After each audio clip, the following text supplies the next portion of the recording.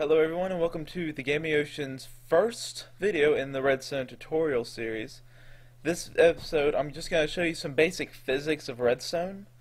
So if you already know the basic physics you may want to skip on, and these aren't necessarily completely needed to know how to learn Redstone, but they're pretty useful when you're trying to wire everything. So if you don't know anything about Redstone at all, this will teach you just the physics. My next video will have gates and everything, so you can look at that later. Now, for the sake of time, I've color-coded everything. Red are inputs, yellow is where wire is without an input, and that's what I have right now. And you can see we have levers that work, buttons, triplets. Redstone torches give off a signal when they're on, and repeaters give off a signal if you have a signal going into them. Now, basically you can see how redstone flows. It's just on a wire, goes straight. Everyone pretty much knows how it goes. I built these little towers. Blue is the goal that we want to turn on, and I've marked it out with blue, and these are just my little towers to show they turn on and off when you have the signal on and off. Now, a physic is that basically, and this top redstone isn't needed, it can be added if you want, but if you have redstone that goes into a torch, the torch will turn off. See? It turns off. So, and then the torch goes off of power. So you can actually invert your signal, because you see it's off right here, but the signal is on once it comes out of this. And by the way, black represents gates, and this is called a NOT gate, but I'll show you that in my next video with the gates. So this is off, and then once it's out of the gate it turns on. If you hit the lever, when it's on, out of the gate it's off. And you can see it's not getting off a signal from my tower, but it's working now. So, also we need to know a little bit about vertical transmission. Transmission of redstone down blocks or through blocks. Basically, any block that redstone is near, any block that has a power, which, like, if this torch is powering, this block is powered, so like the stuff below it gets powered, the stuff above it gets powered, the stuff that comes out right here gets powered, stuff like that. So it allows you to hide redstone pretty well. And so redstone torches go straight down, so do levers. Levers, blocks that go under straight down, buttons, triplets. You can see it all powers all this. So, also we have vertical transmission where any block above a redstone torch, so this block right here is getting power. You see, because it's giving off power, all these torches are off, but like this torch, because the torches are receiving power. This redstone's receiving power, so it's on. But if I turn that torch off, these torches turn on now, because they're no longer receiving it from the block below. So this is a pretty compact way of sending a redstone signal upwards. You can also send it downwards by, if you have this right here, and that redstone torch is attached to this block, so when that block receives power, that torch will turn off. But this right here is receiving power from this torch. So it's off right now, and if I add power to the torch, this turns off, it transverts down this block and allows all these torches to turn on. So you can use that to transvert the signal downward if you ever need to. Makes it pretty useful if you want to send something down in pretty much just a straight line.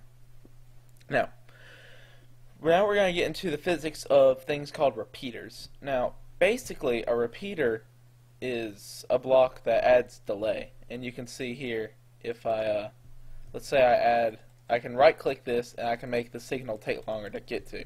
So watch how fast the two towers on the side turn on, and then watch how long it takes for the middle tower to turn on. It takes pretty long amount of time to turn on. So these can be used to add delay a lot, and they'll also use to let's say you hit it into a block. Now if you put into a block, even if there's no redstone on the top connecting it, it still transmits out of the block. These repeaters are coming out of the block and they go outward. This repeater is coming out of the block, and this repeater is the one that's powering it because it goes into the block there.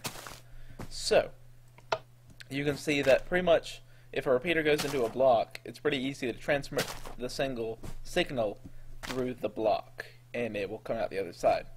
So that's pretty useful also for hiding redstone, and there's some pretty cool contraptions you can make with that physics later. Now we're going to get on to actual redstone signal. Now, you may be saying this is a wire. So, provided that everything's working correctly, if you flip the torch, if you flip this lever right here, the torches down there should turn on. But those torches aren't on. And I'll show you why. The signal travels, and whenever it's traveling, this little particle effect kind of happens. But notice that it stops right here. That's because redstone only transmits 15 blocks. So, if you want to make it go further than that, there are a bunch of different ways you can do it, but I'll show you some of the few. You could do this, which is where you make a repeater, and every single time you have a new redstone source, it goes further. So, if this repeater can go 15 blocks from this, it should hit. It'll extend it 15 more blocks if whenever you add it. And see, that turns on where this did not. So, it's pretty useful. You could also take two of these NOT gates, or the inverters that we looked at earlier over there. And basically, because if we invert it, it makes it opposite. If we invert it again, it goes back to being normal. And because that happens twice, and the torches are new inputs, it still travels. So, we can do that to extend the signal. This is just the most compact form of both the NOT gates added together, if you wanted to make it really compact.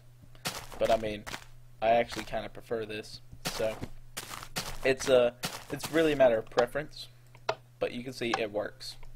So any of those will work in making sure the signal is on.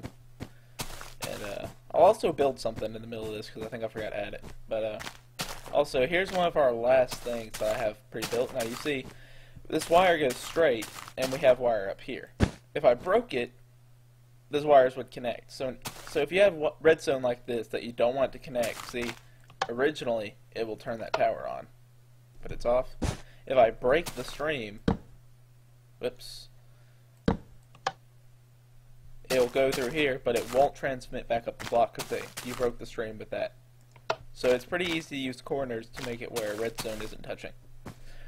Also, this rule applies to everything but with glass blocks.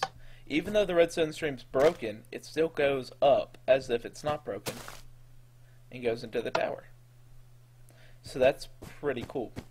Our final lesson will be moving redstone. Now, with basic laws of redstone, you actually have to have it wired into it, where like it comes out and it arches into it. Because you see, if we turn this zone on, it works. But if we were to turn this one on that doesn't turn into it, then you get this effect where nothing happens even though it's getting power. So you have to make sure that you wire it into that to get the full effect. So that's been the Gaming Ocean's tips and tricks to the basics physics of redstone. Please remember to comment, rate, and subscribe, and have a nice day.